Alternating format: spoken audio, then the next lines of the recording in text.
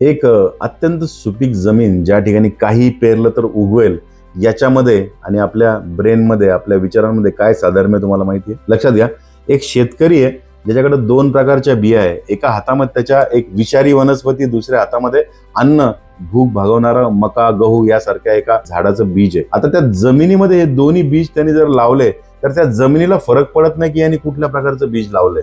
त्या जमिनीचा मूळ गुणधर्म आहे पालन पोषण करून त्या बीजाला उगवणं, त्याला फ्लरिश करणं आणि पीक देणं. मग ते विषाचं पीक असेल किंवा अन्नाचं पीक असेल. आपल्या ब्रेनचं पण तसंच आहे. याला काहीच फरक पडत नाही की तुम्ही याच्यामध्ये काय पेरताय.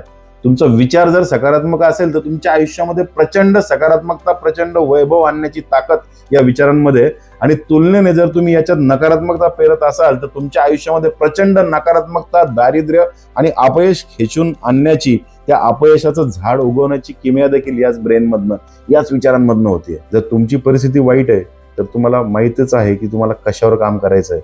तुम्हाला काम करायचं विचारांवरती.